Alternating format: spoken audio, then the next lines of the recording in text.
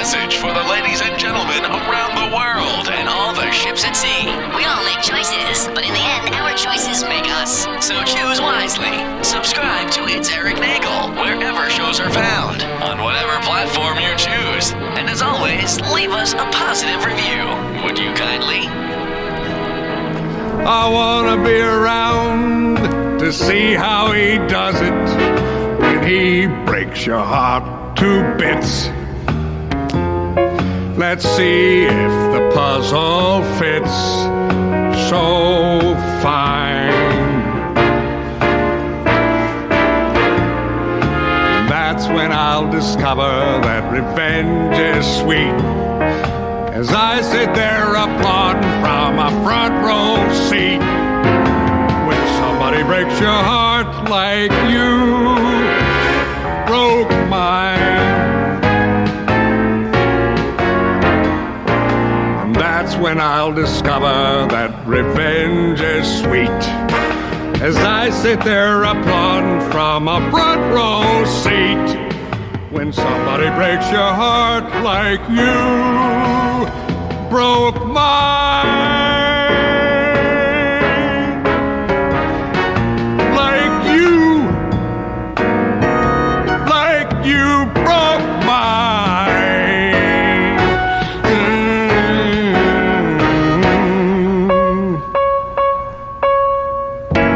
Like you broke mine. It's Erik Nagel. It starts now. Ladies and gentlemen of the universe, the next voice you hear. It's Erik Nagel. Hello, everybody. Welcome to another edition of It's Erik Nagel, and that is myself. Over in the upside down is Giddles. What up, buddy? Phone lines open, 651-SMITHERS. That's 651-764-8437 if you want to call and be a part of the program. Follow us on the social medias, if you will. It's Erik Nagel across the board. Like us on Facebook. Subscribe to our YouTube channel. And you're obviously listening to the show, and we thank you for that. I do want to state that the last episode that we had for 4th of July, I don't know what happened, if everyone was just really bored and needed something to listen to while they were traveling, or had to get their barbecue cleared out early. Like, this family's here way too long. We need to get this out. How do we get them out of here? And then they play this show. But the numbers jumped last weekend. Nice. And it was brought to my attention that the numbers had a huge increase, and I was surprised. So whatever's going on, thank you so much. And thank you for listening to this. And do us a favor, as always, if you like this show, it's only going to grow by word of mouth. So tell two friends so they can tell two friends, etc. You see how it goes. It's a whole pyramid scheme deal without the scheme. It's a pyramid deal. It's a trapezoid. Yes. This way, everybody gets an equal percentage. Out of 5, exactly. Gotta go, Gotta go. Anyway, so yes, thank you so much for everybody that's been listening and all the new people that came on board. Hopefully they stick around. We would really appreciate that. On today's show, lots to get to, and hopefully we'll get to all of it, which never seems to be the case on this program, because the program goes long, and then we still look at the list and go, we still had a ton more stuff that we didn't get to, but we talked way too much for that particular program, like we're doing now. Anyway, 4th of July has come and gone. Last time we talked to you was going into the 4th of July. Giddles, what did you do to celebrate your Independence Day? I had some people over, and I had a nice little barbecue, and it was fun. And a bunch of friends came by. I made a whole bunch of different kinds of kebabs. Ooh, I made, and then there was some friends brought little side dishes. I had some like veggies and stuff. It was a lot of fun. What kind of kebabs? So we just hung out. I made beef and chicken ones, and the beef ones I just did all a beef teriyaki one. Right. And then the chicken ones, I did 5 different kinds of chicken ones. So I did a chicken and lemon marinade. I did a Peruvian chicken marinade. I did a Thai ginger marinade. I did a chicken tikka marinade. I made a whole bunch of different. What's chicken tikka? Like a Indian style chicken. So it was marinated in yogurt and spices and stuff. Curry and yeah, and cumin and stuff. It was really good. So it was fun. Yeah, see that the Indian stuff doesn't do it for me. You don't like Indian food? I'm not an Indian fan, but Indian food fan. But I would give that a try. I'll try everything once. But the thing is, like, that's without the sauce, it's not like a crazy like Indian flavor. It's more because it's just like yogurt and lemon and stuff that's marinated in. So it's more to give it like a tenderness and a juiciness. Also, the ginger one. Ginger doesn't usually. Oh man, ginger's like one of my favorite things. It doesn't have this like nasty kick to you. Fish sauce, onions, garlic, all that fun stuff. Does sound good. Smells like street food. Yeah, basically. I had like a street food barbecue on the street. Well put. Yeah. So that's good. You had a good time. I guess you took in the fireworks. You would guess that, and you would be wrong. Oh, good. So basically, we checked the calendar. We got the time right. We got the date right. We walked down to where we walked last year to watch the fireworks because, every year they have multiple barges up and down the East River. And this year they just had it at the Brooklyn Bridge. And it was weird because every year they always have it at the Brooklyn Bridge, but it always goes all the way up the river up into like Astoria. As we talked about last time, that it used to be on both sides of the there's two rivers surrounding Manhattan Island, Hudson and the East River, and it used to be on both sides. Then they started alternating it between, it would be on the Hudson River this year, it's on the East River this year. Now they've even whittled it down more to it's just going to be on this one bridge. Yeah, like it was really strange. So we're sitting there at the spot where we watched them last year, and it was a great view. And there's a whole bunch of people in front of us, and they're like waiting for the fireworks. And we're looking at our clock, and we're like, it should have started by now. We're watching like helicopters flying in the air. So we're like, okay, it's coming. It's gonna be any minute now, any minute. And then we're watching the people in front of us, and all of a sudden they all just get in their cars and drive away. And we're like, oh, that's not a good sign. And then we get in the road and we look down the road and we could see the fireworks show like 2 miles down. But by the time we get there, it wasn't worth it. All the way down at the end of the river. Yeah, so it was pretty far away. And so we had a whole cooler full of beers with us. So we just kind of drank beers and we walked around and we stopped where some children were lighting off bottle rockets and we pretended it was a 4th of July show. And we were just cheering them on while drinking. I'm hoping that one, it would be a good show, and two, maybe they would blow up. Yeah. But we're just sitting there, and they're like, more? We're like, yeah, fireworks. Yeah, do it. They're like, give us a beer. No, Roman Catholic. Yeah. Just children. So I didn't get to, and if you're in any kind of neighborhood, they have your regional displays. Wasn't going to be a part of that. So, and I have a small dog, so I brought him in the house, and I had doped him up. How does he do with the fireworks? Is he bad? And no animal does well with fireworks. Yeah. So we doped him up a little bit per the vet. And he was a little groggy, which was perfect. I sat on the couch with him, holding him, just petting him till he fell asleep, and watched the New York City display on NBC as they were simulcasting that. And I got to say, I said fireworks are dumb. It's really just going to events that are not major events that have pyro. I hate, the makeshift one, or at the, going to be the ones down at the high school football field. They're going to have the big fireworks display after the game or whatever they're doing. Yeah, I don't want to deal with that. As we said, we tied it into as being awful as parades. But the spectacle that they did in New York City this year, I remember for generations it's been like the Grucci family, or there's one particular family that did this. I don't know if they're the ones that did this year, but the majority of the fireworks were being shot off the bridge, and the bridge being a part of the display. Yeah, which is, I think this is the first time they've ever done that. It was pretty interesting. They had a gold mist shooting out from the street level of the bridge down into the water, and then at one point they had blue and white fireworks shooting off within the bridge while the red was shooting off the bridge to make a flag. It was really well done.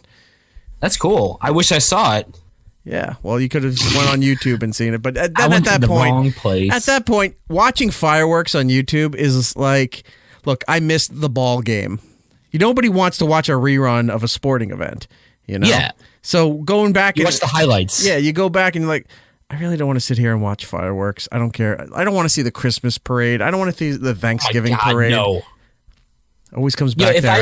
if I missed that by like a minute, I'm like, yeah, I'm not going to go back and watch that. Like, I have no interest in seeing it to begin with. Show me a 10-second clip and I'll move on. Oof. People watch that shit on repeat. Yeah, that was my 4th of July. Really did nothing. I usually have. Do you have your kiddie pool set up?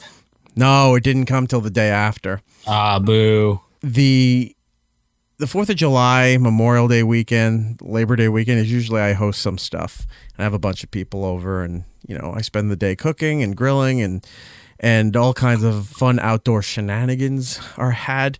This year, just, nope, not doing anything. I just didn't feel the want or the need to do it.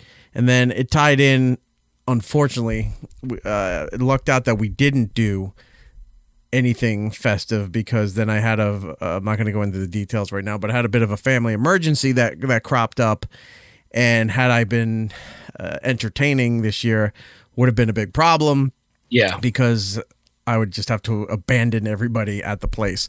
So that being said, I was kind of glad we didn't do anything for a reason just to relax, and then unfortunately a situation popped up and it allowed me to go do some things that I need to do. But that was pretty much my 4th of July experience. Nothing big this year, and I was impressed by the fireworks display. So that was nice. It. Happy birthday, America.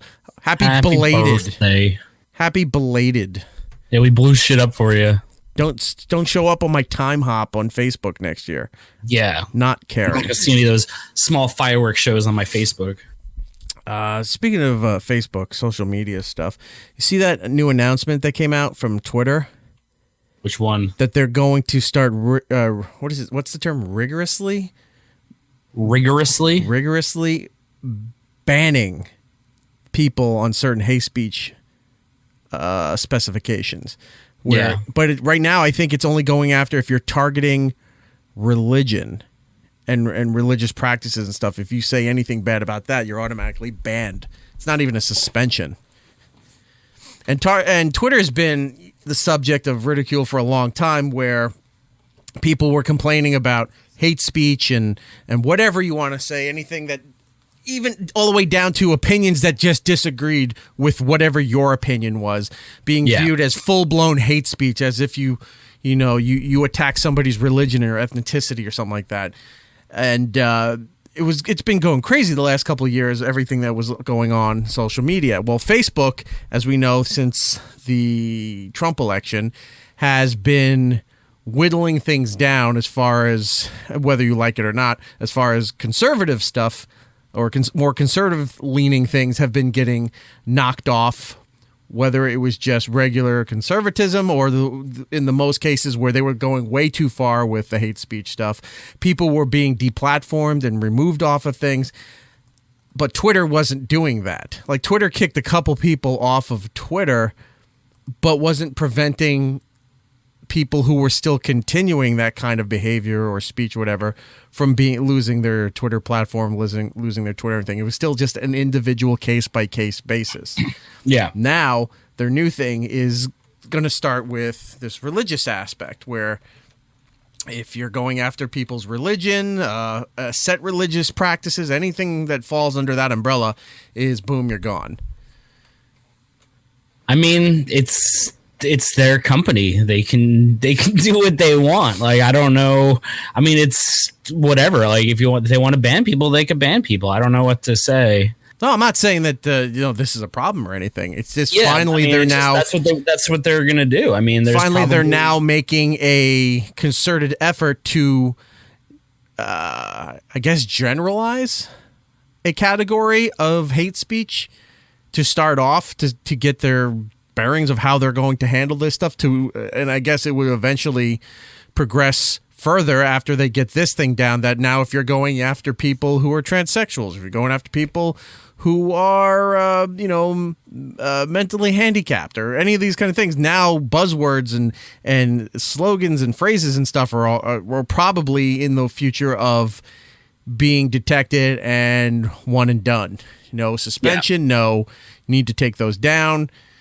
And I don't know if that's 100% a good thing or not. What Target was doing the case-by-case basis where they were investigating stuff.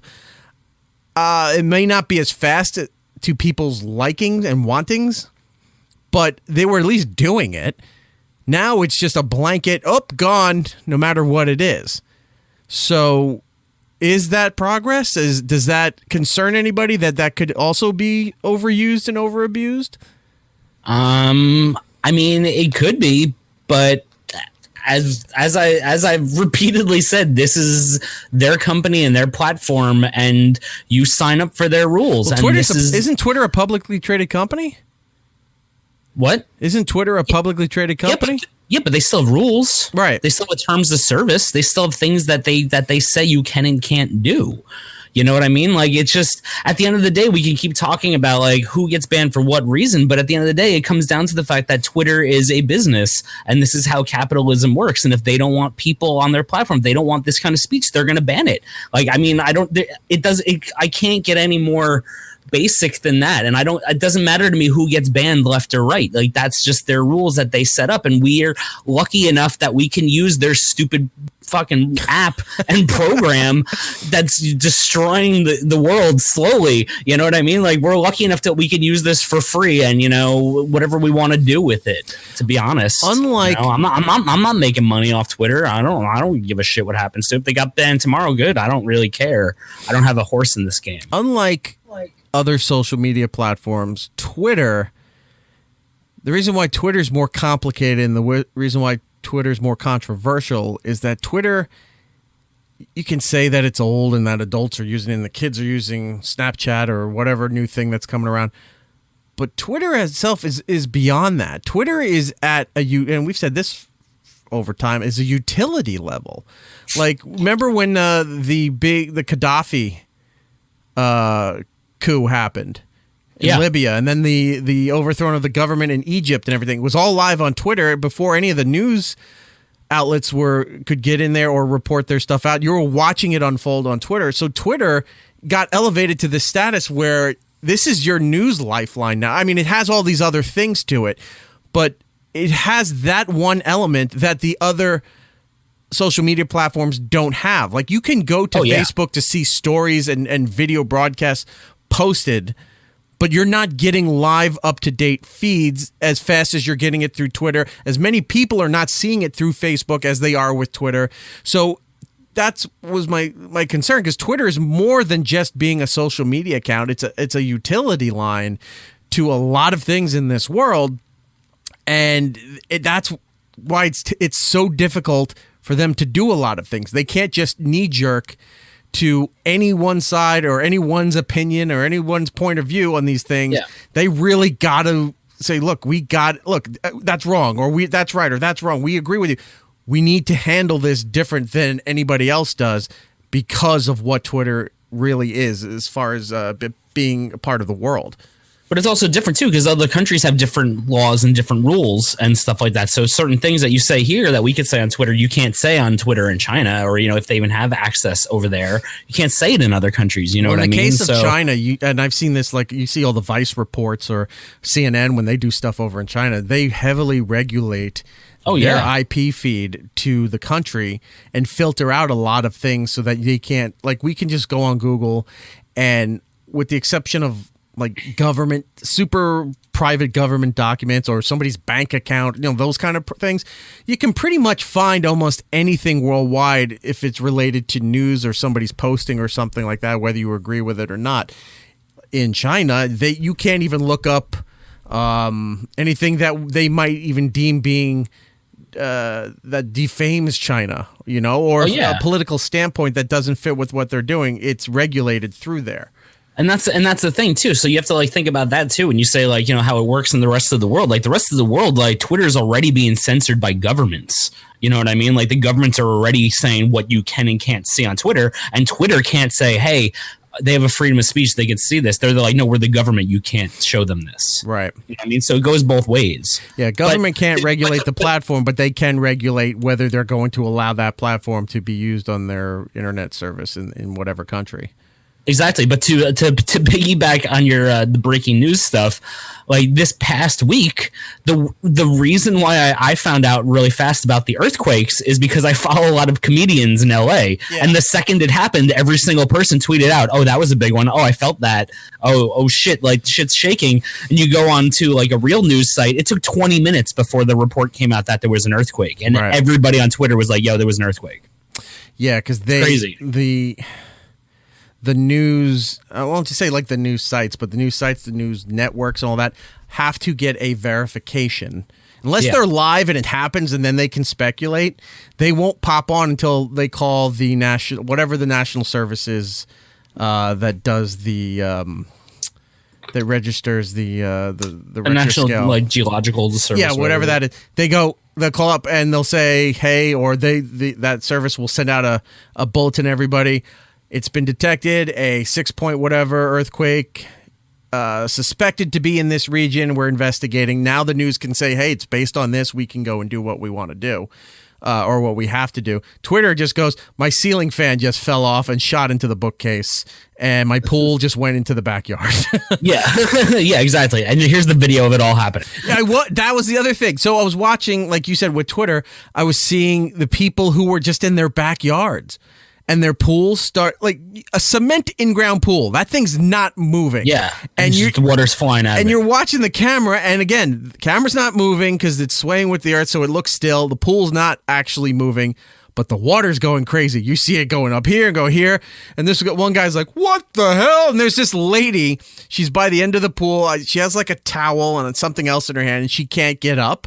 And she's just sitting by the pool, and the water's splashing on her and all over the place. And she's like, "Come help me!" And the guy's just sitting there with the camera taping the pool. I mean, while she's honestly, sitting there yelling. And I said, "This is horrible." I would jump in the pool. Yeah, right. That probably it's like a hurricane. When a hurricane's coming, you throw your lawn furniture into the pool because it's the safest place it's going to be in the water.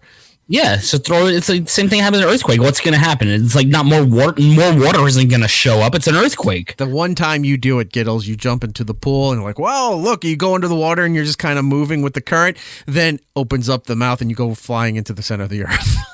Yeah, and then I wake up in the land before time. Yes, it's like, is that The Rock? Is that Will Ferrell? And like, no, this is not the remake.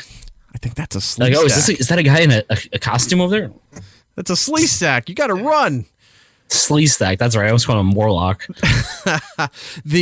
So all right. And I guess that's it. I guess that's all can be said for the hateful conduct stuff with.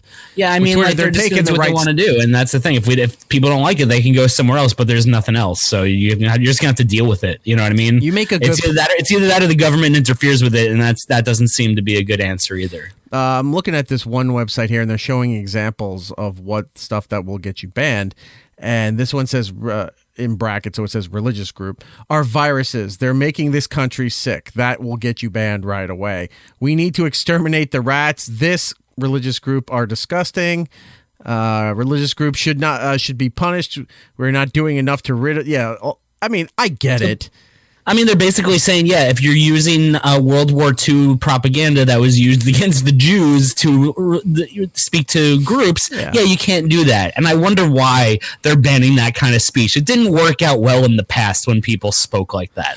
I'm curious, though. I mean, I'm not really caring, but I'm curious. So obviously, if you fill in the religious group, the normal go-tos for this kind of thing are the Jews, the Muslims, the Mexicans, whatever, right? Mexican's not a religion, it's a country.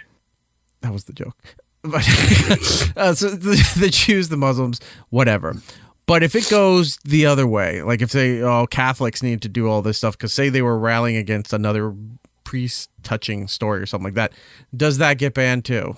Like it would have to. You would think it would, following those guidelines, right?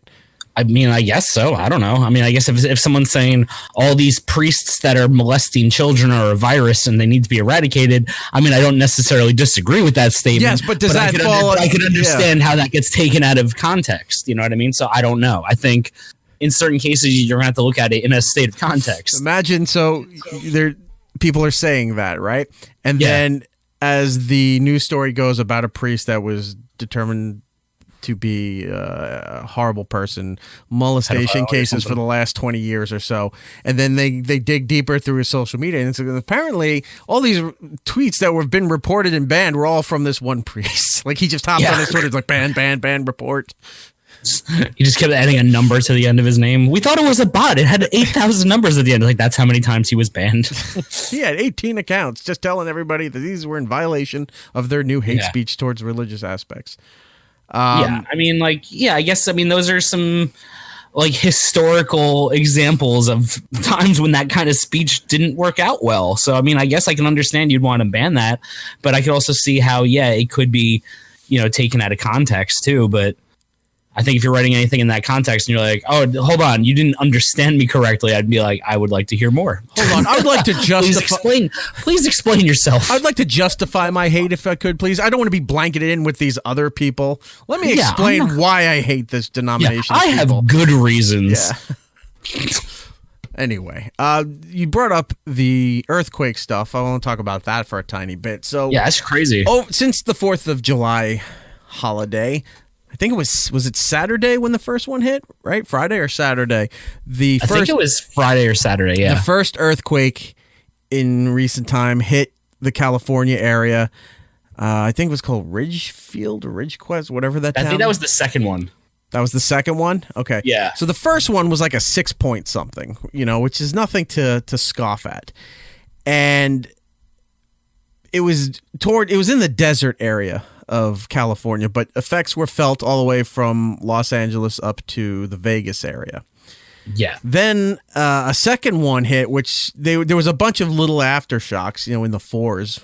There's been like quakes like nonstop. Right. But I'm just saying I'm leading into the next one, and the next one there, and the next one was like a 7 something.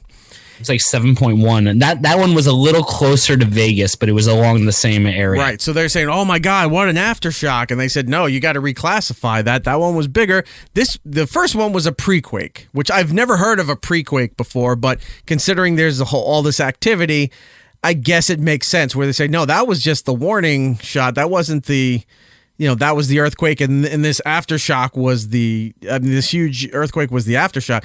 That was now a pre-quake because this was the earthquake. I guess whatever's the highest number is the earthquake and everything is pre and post. Yeah. So the second one hit, and that's when I was seeing videos of people chandeliers, but this was in Vegas. They'd be in their homes or in the hotel rooms and go, earthquakes happening, and you're just seeing stuff shake in the hotel rooms or in their houses. You're seeing the chandeliers, you're seeing the light fixtures, you're seeing stuff fall off their shelves. Nothing to the fact of what we were seeing back in California again after that second one, where they were showing. There was a wine and spirit store where all the inventory was fallen off the shelves. There were bodegas that were a mess. There was people's houses while they were in the doorways. They were videotaping, and you're seeing just shit off their bookshelves. Then the bookshelves, more of pool stuff going on, and then this is what I noticed. So I'm following all of this stuff. The national networks that were broadcasting: NBC, CBS, ABC. Not the 24-hour ones, just the national ones, the regular broadcasts, seem to love the fact that they have to be standing on a fault line. Of course. So when they go to show the road damage, because on Twitter, you're not seeing the road damage right away. You're seeing people taping it as it happens in their house, in their buildings, office buildings, in stores, like we just said. You're not seeing the destruction of the highways rip up, right? Because people aren't taping that area.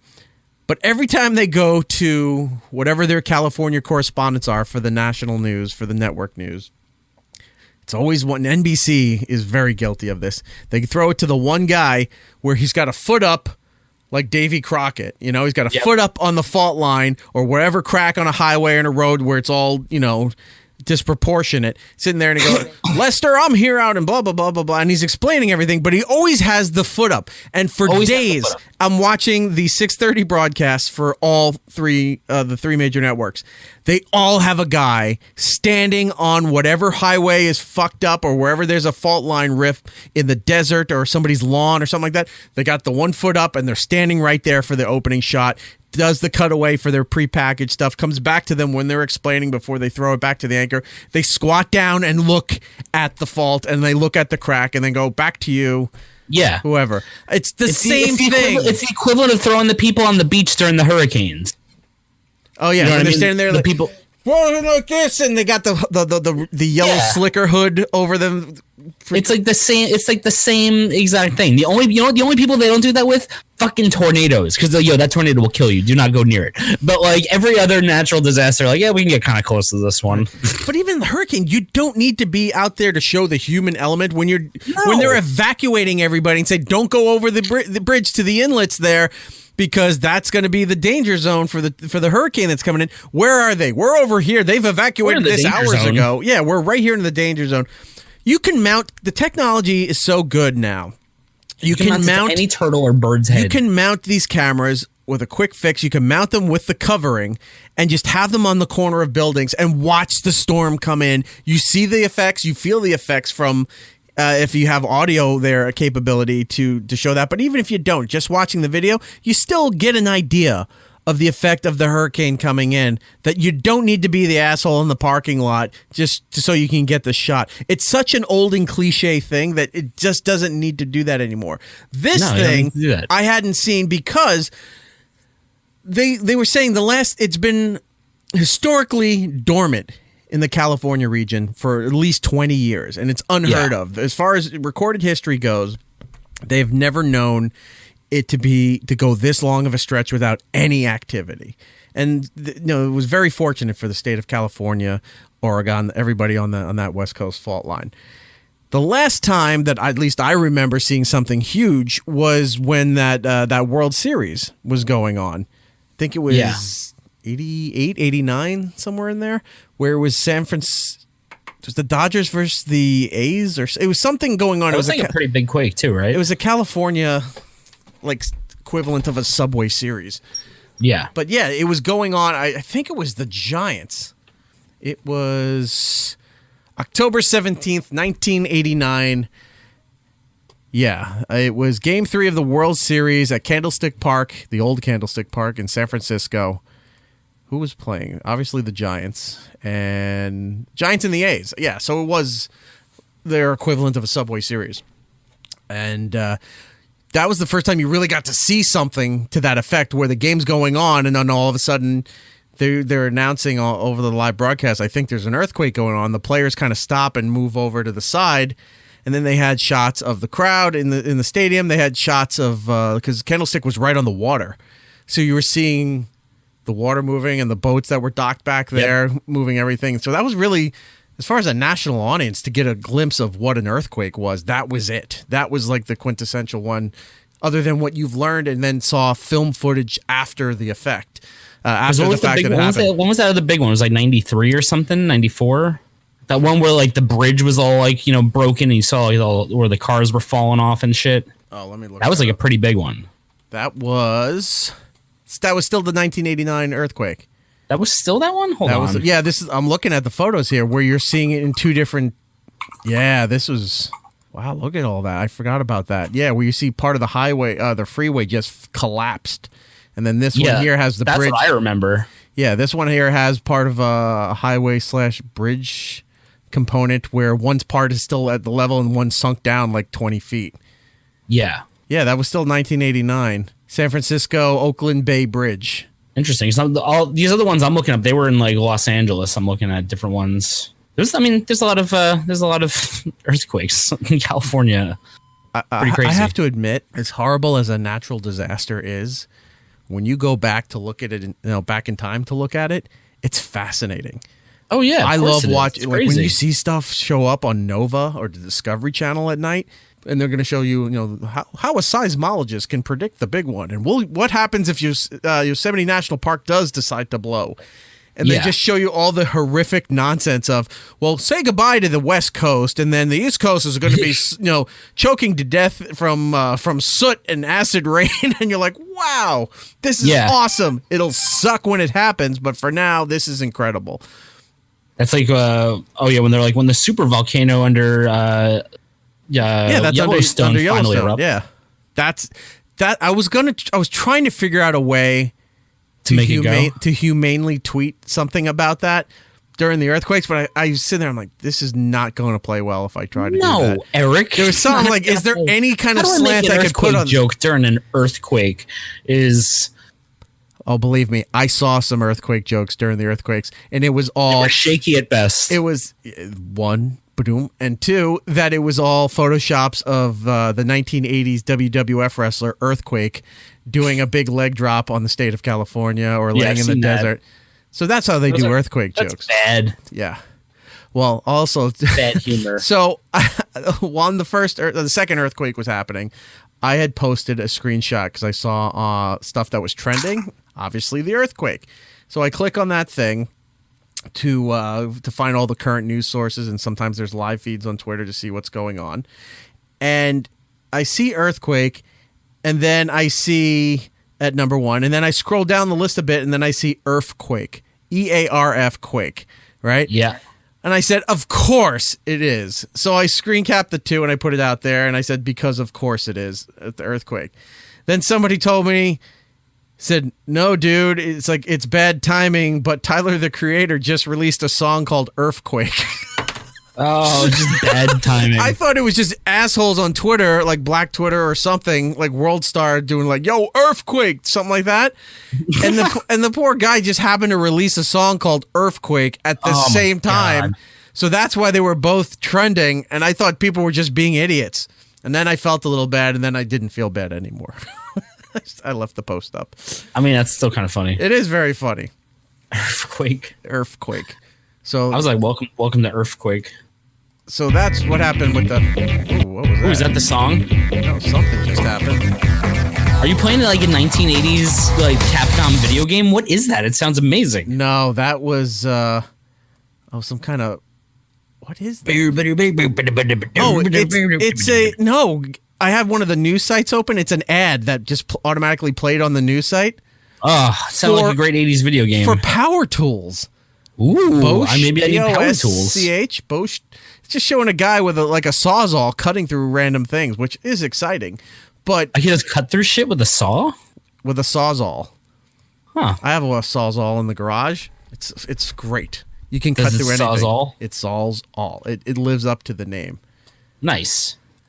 So, yeah, I guess that was it for the earthquakes. But, yeah, I guess to wrap it up, so like you had said earlier, they're still going on. There's been, I think, at least 1,000 earthquakes, just quick little aftershock hits that they've been registering.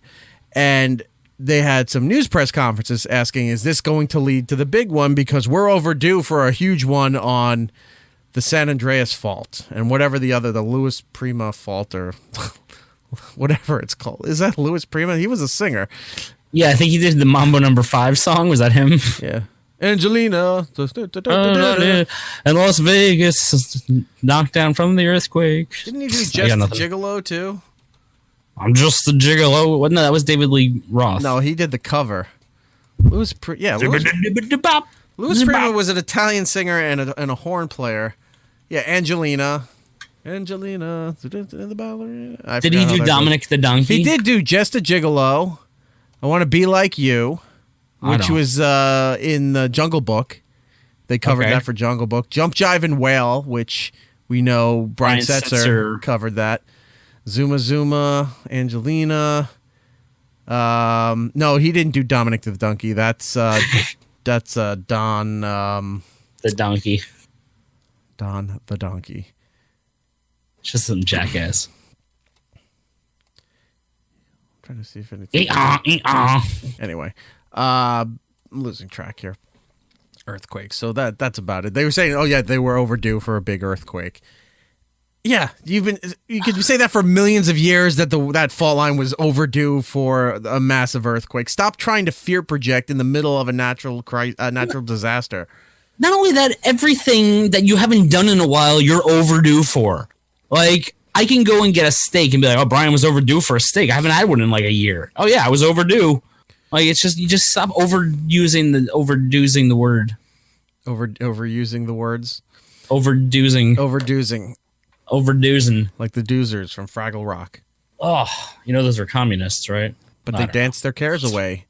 Ready for Dance another the day. Cares away. You know what New York City's overdue for? A meteor attack. Oh my God, the whole Earth is way overdue for a meteor.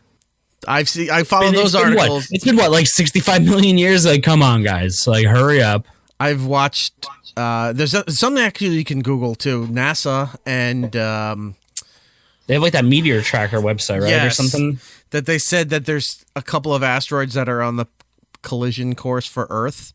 Oh, finally. And then you read the paragraph and you're like, all right, let's see what that's about. First of all, it's like 2035. And then two, they said if it turns slightly this way, then it will be on a collision course for Earth.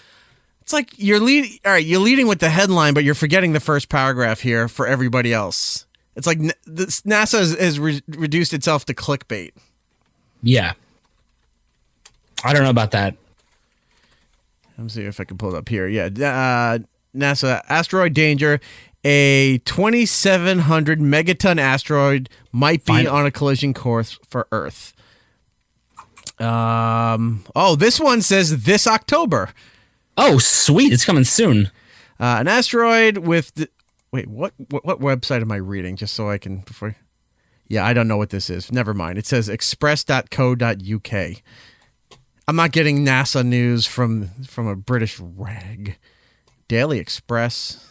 Daily Express is not a news site. This one is Mashable India. Yeah, this sounds all right. Maybe I was had. Never mind. Anyway, fuck that. Yeah, thing. I don't know, man. I hope that asteroid comes. I'm digging it. It's got to come sooner rather than later. We're overdue, Giddles. We're overdue. We're well overdue for a giant meteor strike. But do you want to be like where it hits, or do you want to be like on the other side of the Earth in the weird fallout zone where everyone walks around to like freak people? In the like, where do you want to be? Make your own. Like that's like I mean that's your option, right? Like you can't really if the meteor's coming in, you don't really have a chance to move anywhere. No. So do you want to be directly in the path and just get immediately vaporized?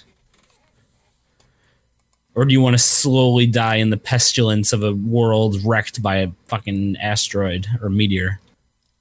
What would you do?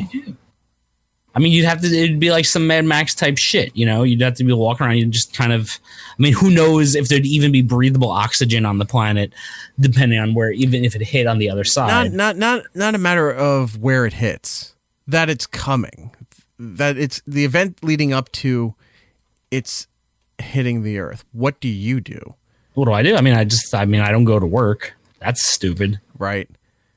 But do you panic? Do you go Mad Max? Do you try to loot supplies and get all that shit? Or do you just go up on your roof and say, look, this is inevitable. I'm going to have to just accept this. And I think it's more of that. Like, I'm not going to be busy looting, trying to get killed when I could watch a meteor kill me instead. Like, that's my goal. I think if the meteor's coming, I don't want to get killed in the riot. I want to get killed by that meteor. You know what I mean? I don't want to be the dude who dies right before the meteor hits. That's embarrassing. Are you going to be like Tia Leone? Tia Leone in Deep Impact, where she's standing on the beach. She knows it's coming. I think she's with her dad at that scene. Yeah. And they just hold each other while they're standing on the beach, and they watch the thing crash, way off in the horizon there. And you see it hit, and then the ocean just kind of pulls away. That creepiness where the ocean disappears, like before a tsunami. Yeah, and all of a sudden, there's huge on the horizon. You see a huge wave coming, and they go, "There's nothing we can fucking do." So they just hold each other, like embrace each other as father and daughter, and they hug each other and just let it hit them.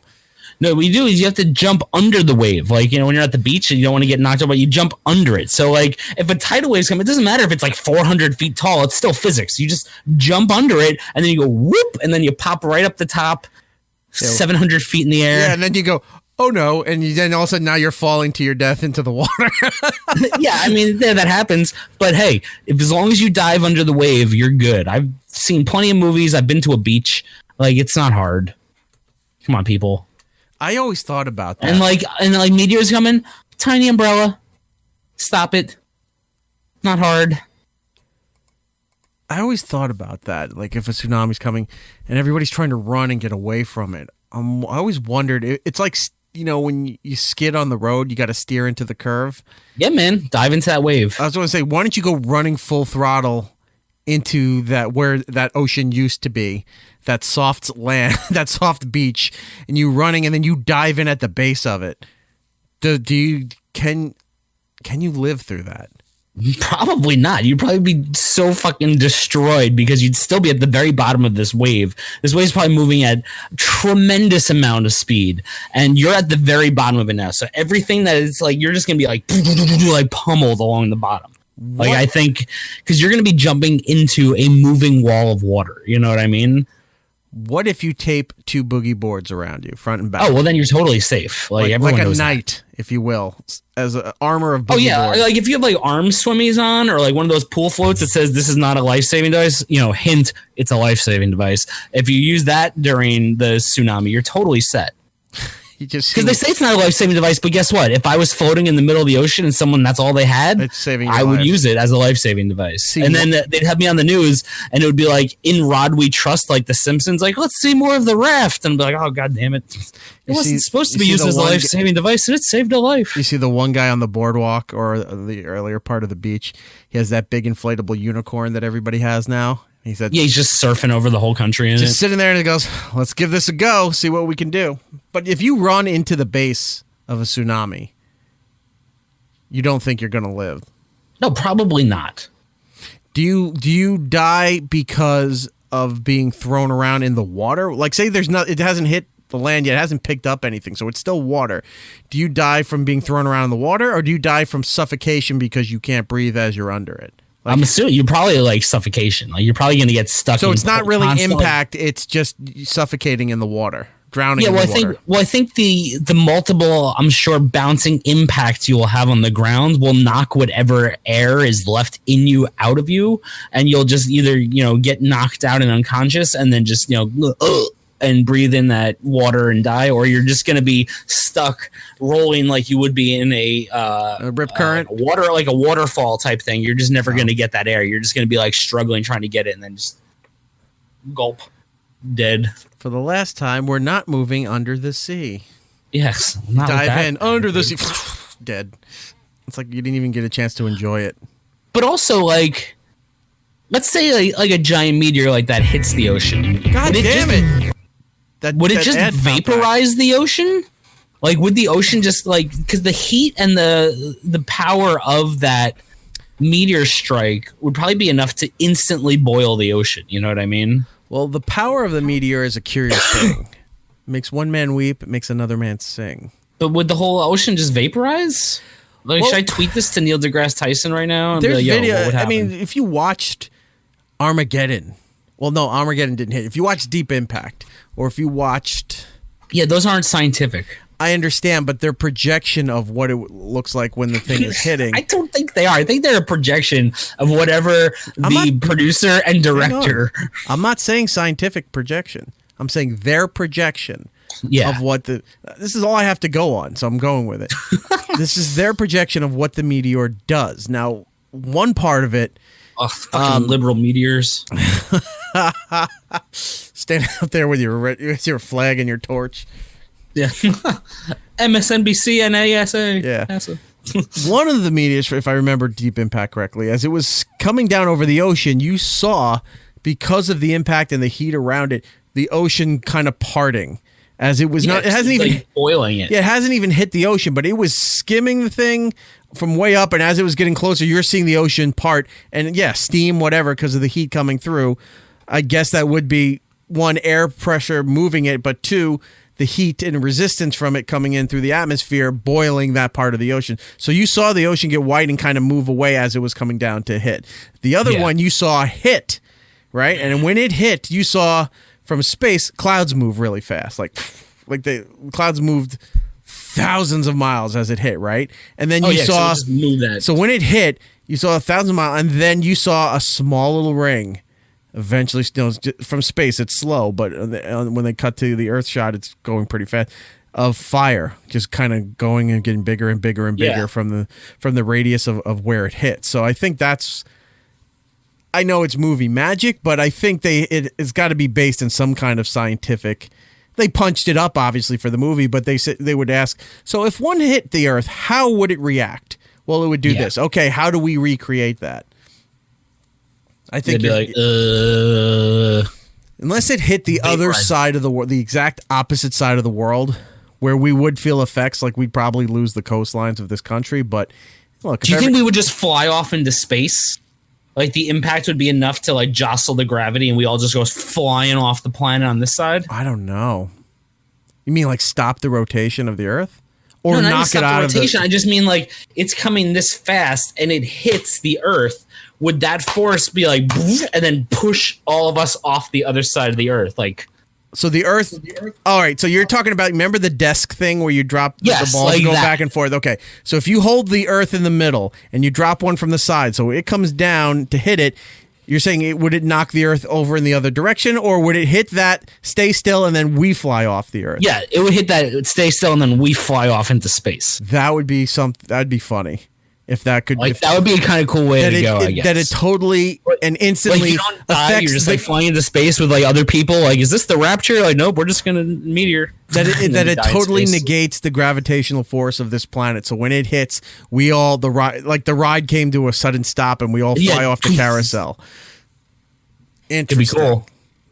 Well, we wouldn't know it'd be cool because we'd be instantly dead. Or we'd be like, oh shit, and fly off into space. What if? Like, do you think we'd be able to have a conversation as we're losing gravity and flying into space? We'd be able to be like, oh, that was a crazy episode we taped today. And then we fly into the sun. Yeah, I don't think we'd be around I don't think we'd have enough time to consciously be aware that it's happening. Like, we'd feel the impact. Think you'd be able to like watch the Earth as it's like slowly falling beneath your feet as you're getting shot into space? Unfortunately, no. I would rather have that, but I think it's more like if you were driving and you got T-boned in an intersection, that you didn't see that car coming and it hit you, and then everything happened so fast so you don't recollect how it all fucking happened. I think that's what happens more likely. Yeah, but that passenger who wasn't wearing their seatbelt, who got ejected out of the other seat, knows what happened. Well, they were like, in this case, nobody's wearing their seatbelts. I'm not. That's what I'm saying. I'm That's not what I'm saying. tethered to the Earth at all times. How are you wearing your Earth belt? The meteors are coming in. Brian, go and trademark that now. The Earth belt? Earth belts. So that when this thing eventually does come and there becomes a frenzy and this phenomenon is about to happen, it would be a pretty funny make a killing that if you had Earth belts. But imagine your Earth belt had so much slack that you're now wrapped around the Earth like a tether ball. And someone actually has to hit you. That's just too far. Somebody has to hit you the other way so you can spin back and unwind. See, too far, Eric. Too far. Just an Earth belt. Okay, too far. So if you have an Earth belt, you're tethered to the Earth. But then what if you're then like a tether ball and you're wrapped around your house?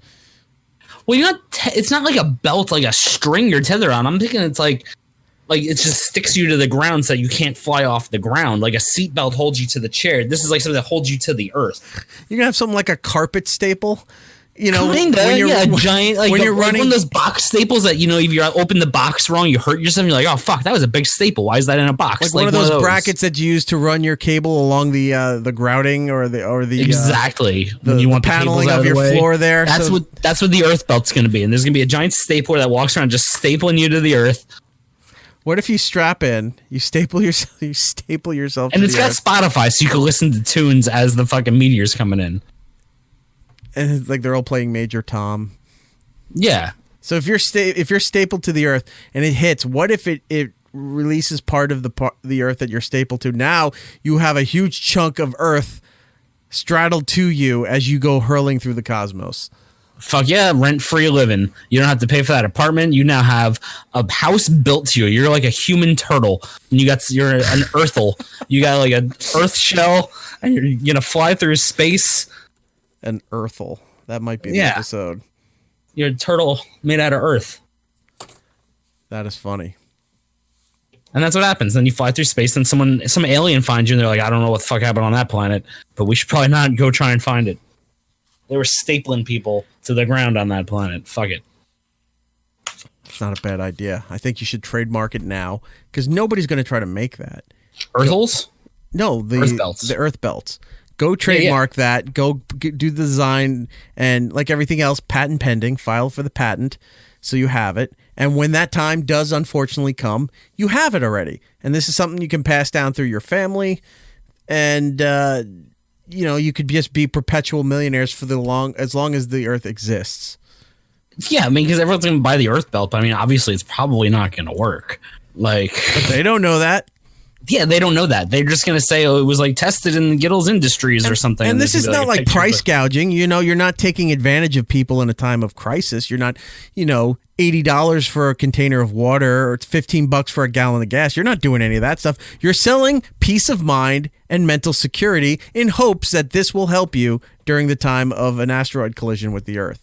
Exactly. I'm selling future crisis fear. That's exactly what I'm selling. Hey, yeah, you're fine now, and you're probably going to be fine. But what if in the future you need this? You should probably be, a little worried about it just in case. I'm going to make sure there's no Earth belts. I'm going to Google this right now. Do that. Earth belt. And then we know a thing or two because we've seen a thing or two. Oh, no. Earth belt is different. An Earth belt is something you put on your car so that it will discharge electricity. All right. Well, we'll rename it. We got the concept. We'll come with a better name. We'll fix Earth the branding, belt, but not stupid. We'll fix the branding. You've got the concept. You've got Gittle Industries. The idea. You need to register the patent. You need to do the trademark and the copyright, all of that stuff, and then we can work on the branding after the fact. Yeah. But if the Earth's going somewhere, take it with you. Earth belts. Yeah, when you unexpectedly have to go. Yeah.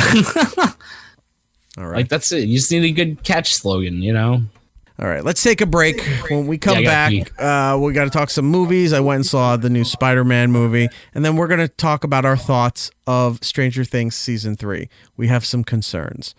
So we'll get into all that when we come back. It's Erik Nagel with Erik and Gittles. More next. It's Erik Nagel. Follow the show on Twitter, Instagram, Snapchat, YouTube, and Facebook at It's Erik Nagel. On your phone with the iHeartRadio app. And on hundreds of devices like Alexa, Google Home, Xbox, and Sonos.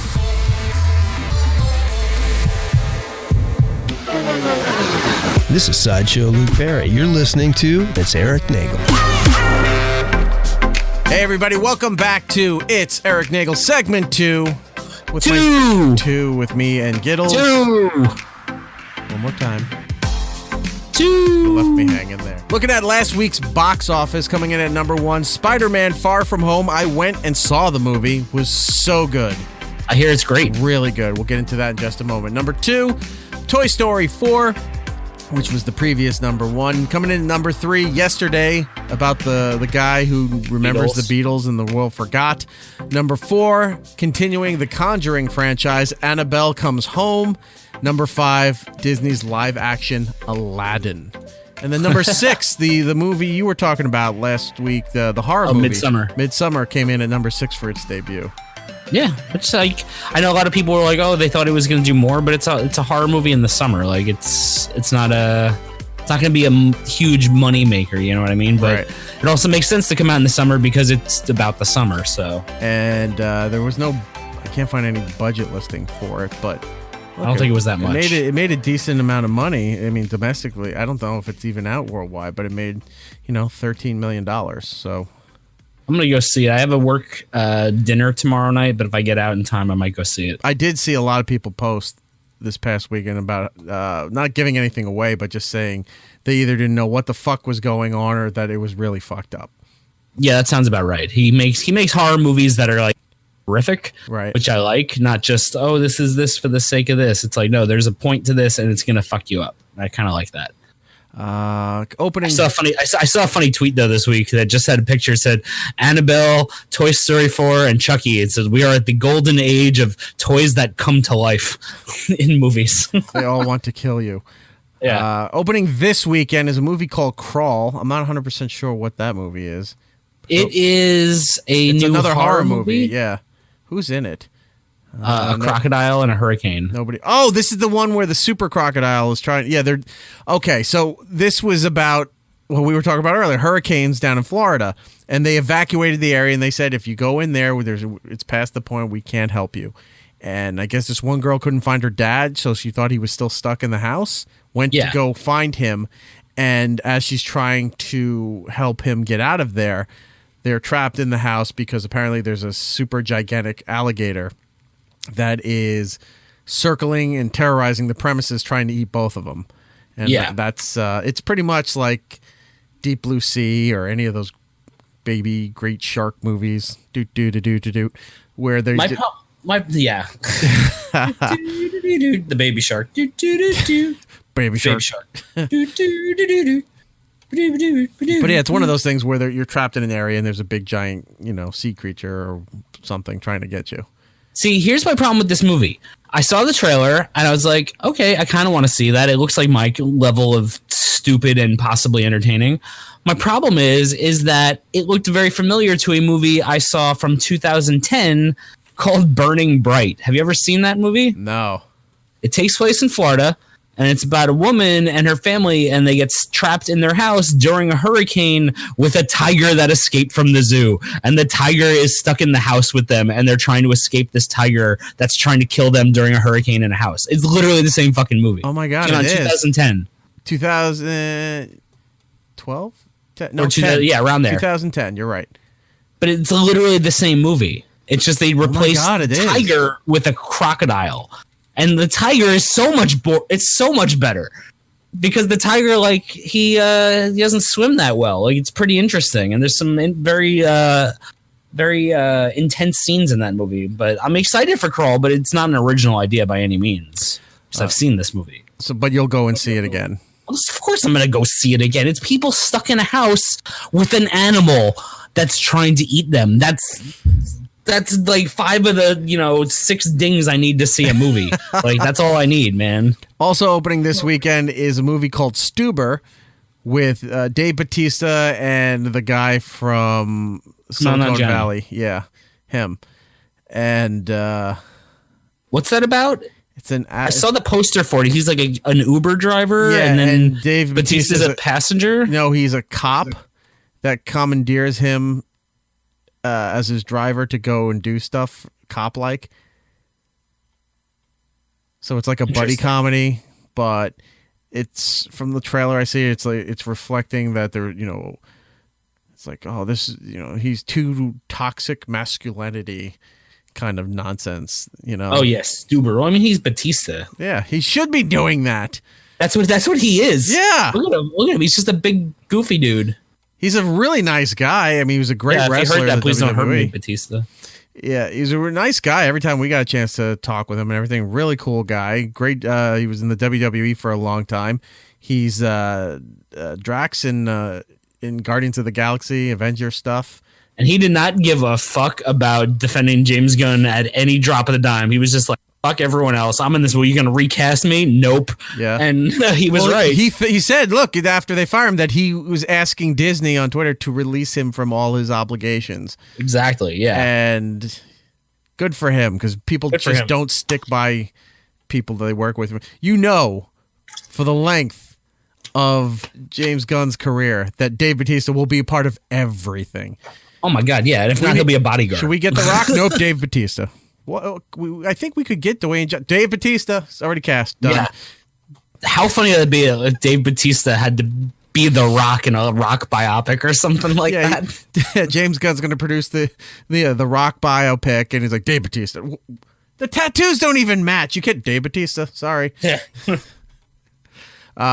You smell what that guy is cooking over there? I don't think anything really interesting if you're stuck at home as far as DVD goes. Yeah, nothing really coming out right now. Oh, Pet Sematary out. Oh wow, that's the remake fast. of Stephen King's story. Pet Sematary is out with John Lithgow, and I don't remember who else is in it. There's a dead cat in it and a dead girl. That's about it. I don't know. I haven't seen it. It looked stupid. All right. The following week is Shazam, which I have not seen, so I'm going to watch that. Shazam. And I don't know what Breakthrough is. Shazam. Pile. Shazam. Other movie stuff, so because we're going to get into Stranger Things in just a bit. Molly, was it Molly or Millie? Millie Bobbie Brown, right? Millie Bobbie Brown, yes. Millie Bobbie Brown is in talks.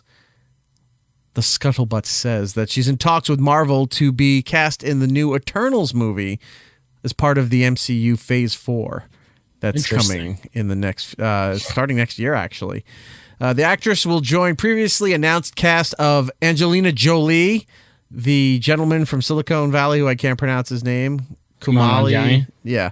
And Richard Madden from Game of Thrones, who's going to be... Who does he play? He's playing, I don't know if they call it Icarus or Icarus, because it's spelled I-K. Who did he play in Game of Thrones?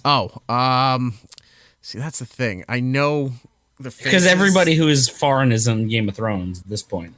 Well, it's if you were British or Australian, you were in Game of Thrones. He was Robb Stark. That's who he was. He was Robb Stark. Oh, yeah, okay. He was the older brother that eventually met his maker. So he's cast in there. He's going to play Icarus, or Icarus, however they pronounce it. It was also recently announced that Selma Hayek may join the movie as well, though it wasn't specified what character she's going to play. Angelina Jolie is rumored to be playing Cersei in the film, and after Cersei, the most prominent female Eternal is Thena. It's possible that Hayek could portray Thena if that character is actually in the script. As far as Millie Bobbie Brown's involvement and everything else that involves this movie is going to have their details announced this year at the Hall H presentation at San Diego Comic-Con. Interesting. That's soon, too. Yeah. When is Comic-Con? The 18th? Yeah, it's Thursday the 18th through Sunday the 21st. Damn. Other movie news, Orion Pictures, and I want to talk to you about Orion Pictures in just a moment, but Orion Pictures growing up. That's exactly what I want to talk to you about. So Orion Pictures announced that, do you remember the Momo meme? Yeah, the Momo meme. That weird-looking thing with the bright eyes, right? Had like that Beetlejuicy, like stretch face thing going on. Right. It was a creepy photo to see online, but this whole story about what it does and what it was all bullshit. Momo is the latest internet hoax to be made into a film following Screen Gems, another movie company that I thought wasn't around anymore. Their 2018 release of Slender Man, which earned nearly $52 million at the box office. Now, I wanted to see Slender Man, but I thought you were the one that told me not to see it, that this was going to be a complete waste of fucking time. But then I heard it was. I didn't see it, but I heard it was not a good movie. All right, because I saw the Rotten Tomato scores for it too, and everybody was saying what garbage it is. Yeah, I still kind of want to see it to see how bad it is, just to know. But nonetheless, I mean, if it's on Netflix or Hulu or any of those things, I will watch it tonight. Like I have no problem watching it. It's just I don't want to pay any kind of money. That's my thing, because I think I can only rent it off iTunes right now. I don't. Yeah, and in that case, I'll wait. But Orion Pictures and also Screen Gems, two movie companies that were infamous in the 70s and the 80s. If you watch a lot of those movies, you would see Screen Gems. Screen Gems has been they've been doing horror movies for the last 20 years, it feels really? like. They put out every horror movie that I've seen has a Screen Gems fucking logo in front of it, dude. They've been putting out a lot of horror. Screen Gems is, I think, if I remember right, Screen Gems has been around... I think it was one of the original movie companies, from the 30s. Yeah. I think that it's been around forever, since the history of Hollywood. Yeah, I mean, all through the 2000s, they've done tons of movies, dude. It's so weird. A lot of them are horror movies. All right, here's some info on Screen Gems. So 1933, it was an animation studio up until 1948. Then it was a television subsidiary and movie production company. Then in 1998, it was a full-fledged film studio. Yep. Out of Culver City in California there. So you're saying, wow, the last 20 years they've just been specializing in horror movies.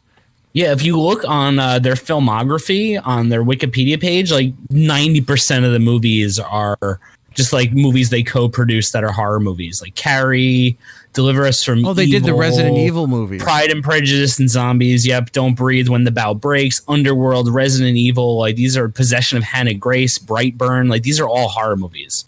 Resident Evil, Death at a Funeral was not a horror movie. Deliver Us from Evil. I don't know if you said that one or not. Legion. Yeah. Deliver Us from Evil, Quarantine, Prom Night, Outpost. These are all horror movies. Wow. So it's they've been doing a lot of that. I mean, horror movies make a lot of money. Oh, they did the Hostel series? Yeah. Oh, they did the Underworld series too? I haven't seen the Underworld series. But if you look, most of the movies that they produced were in a budget of up to 30 million, around that, but averaging around 10 to 15. So it's not like they're going in on high stakes things. It's they're going in on movies that they know are just going to turn a profit, which seems kind of smart, to be honest. You know what movie they put out that wasn't a horror movie? Which one? Snatch. Yeah, Snatch. Well, that's it says they produced it, right? It says a release date. I think. U.S. distribution only. Okay. Yeah. in association with Columbia Pictures. Yeah, Now, so Screen Gems, Orion Screen Gems, they've been Pictures, doing a lot of stuff. Columbia Pictures. Columbia is a subsidiary of Sony, and I've only recently seen Columbia, back as far as I know, mainstream movies since the female Ghostbusters movie that came out in 2016, right? Then I saw it in a couple other movies I went to see that they were the opening slate.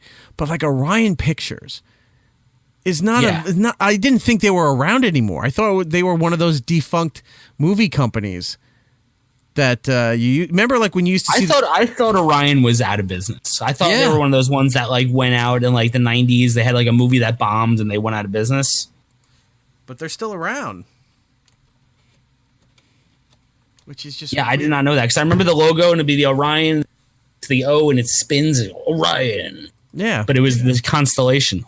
Let's see. Since 1997, Orion has been owned by MGM, which is another company that I think went belly up. 2013, MGM revived the Orion. Oh no, MGM's still around. Wow, all these companies I thought went away, they really weren't. MGM. Yeah, no, they're all still around. They produce a lot of stuff that we don't hear about, but makes a lot of money. Like the reason why I heard about all those B horror movies. That's how I knew Screen Gems is doing it, because those are all the movies I watch. Yeah, Orion was founded in 1978. It was, let's see, in the 80s to the 90s, was owned by Metro Media, then MGM from 1997 to present. 2013, Metro Goldwyn Mayer revived the Orion name for television. A year later, Orion Pictures was relaunched at the studio. All right, so the movie aspect of it did go down for a while, and then they relaunched it again, but it was making television and other stuff. Look at that. I had no idea. Yeah, a lot of these places, that's what they do. I love watching. I'm not like a lot of people think, oh, every movie from the 70s is a fucking masterpiece, and it's really not. But when you watch certain movies from the 70s or the 80s and you see that opening slate and you go, oh my God, TriStar Pictures, New Line Cinema. I forgot about these companies because I don't see their name anywhere anymore. Yeah, because you don't. Well, I mean, you probably don't because you always get to the movie just as it's starting. Yeah. But other people see the logos all the time. Fair point, my friend. Fair point. So the Momo movie is being I mean, if it's terrible, I'll watch it. Other movie news: Gremlins. Were you a fan of Gremlins? I know it's very beloved by people. I liked watching them every once in a while, but I wasn't like a huge Gremlins fan. I was never a Gremlins fan either. I know a lot of people are, and it is sort of beloved, but I never cared for the movie. I don't even think I saw the second movie. I remember the first one barely. I remember them both, but I can't remember the last time I watched them. Right. So Gremlins had 1 and 2 in the 80s, and that was it. Nothing else happened with it. Yeah. So it has been announced. WarnerMedia has confirmed a 10-episode series order for Gremlins Secrets of the Mogwai, a half-hour animated prequel to the original 1984 Gremlins live-action movie. The animated TV adaptation tells the original story of the shop owner, Mr. Wing, the character from the 1984 movie and its 1990 sequel, played by Key Luke. So what are they doing? They like figure out how he got the gremlin That's plans, what this part says here. Gremlins? Set in 1920s Shanghai, it reveals how 10-year-old Sam Wing met the young Mogwai called Gizmo. Along with a teenager street thief named Elle, Sam and Gizmo take a journey through the Chinese countryside, encountering and sometimes battling colorful monsters and spirits of Chinese folklore. On their quest to return Gizmo to his family and uncover a legendary treasure, they are pursued by a power-hungry industrialist and his growing army of evil gremlins. Okay. So it's going to be interesting. A prequel. Yeah, I guess. I'll watch it. Maybe I should watch the second movie. I never saw the second movie. Gremlins just wasn't my thing. Gremlins 2 had like the girlfriend edition and Spike and like, or the Spike was in the first one, I believe. That was the Christmas movie, right? Wasn't the second one? They're both Christmas movies. They're both Christmas movies? Yeah, I'm going to have to go back and watch them then. Because, I don't really remember a whole hell of a lot about it. Moving on to television, the one thing we want to talk about is Stranger Things Season 3. I finished it. Brian, did you finish it? I have finished it as well. It was pretty easy to blow. There was only 8 episodes. So we are going to say spoilers at this point. Spoilers. Because we're going to discuss this in length. 3, 2, done. All right, you had a chance to go somewhere else. If you didn't, it's all on you, none on us. Spoilers. Stranger Things Season 3 came out on July 4th of 2019 on Netflix. Yep. And the trailer leading up to it was all about it's going to take place at a mall, and an 80s mall. And a lot of pop culture nostalgia was happening here with the stores and what was going to be in the stores in the mall. Oh, we got so much. And it was, but not enough, is what I'm saying. Because some of the stuff in there, they've licensed the name because they're defunct or they're not in use. And other ones, some of those companies still exist, like The Gap, like JCPenney's. They're still doing stuff. They just had the cool 1984 font logos and shit for them. Right. There was a couple of things I noticed in the mall before we get to the story and everything else. The first thing that got me really excited was the girls go into the Gap and they're showing Maxine's. Hate the Gap. I hate the Gap. Maxine's showing 11 about picking your own clothes and making your own fashion choices and style and what have you. So they do that little montage. As they come out of the Gap, behind them is JCPenney's, and off to the right is the Ground Round. Yes, I remember. I saw the Ground Round. So I see the sign, and it's the old sign. Now, when I was posting about this, people saying, Ground Round's still in my area. It's only 15 minutes from me. There's 19 of them left in the United States. They're not the same Ground Round. It's the name that companies have purchased and sold over the decades, and they're using Ground Round, but it's not the same kind of restaurant that it was in the 70s and the 80s. So yes, they do exist to some extent, but it's not the same thing. So that's where the similarities end. So it's the old school Ground Round logo where it's green and yellow with the circle, and then the green and yellow horrible awning that's hanging over the windows. Now, if you are around our age and remember the original Ground Round, if there was one in your area, this restaurant was it marketed itself as a bar and grill, but a family-friendly place, right? Yep. You can go in there. They would give you bags of popcorn, which were usually stale. They gave you baskets of peanuts, which they encouraged you to throw the shells on the floor. Way before the allergies. Yes, so you were eating peanuts and just throwing them on the floor. It was part of the atmosphere. The what's the word I'm thinking for?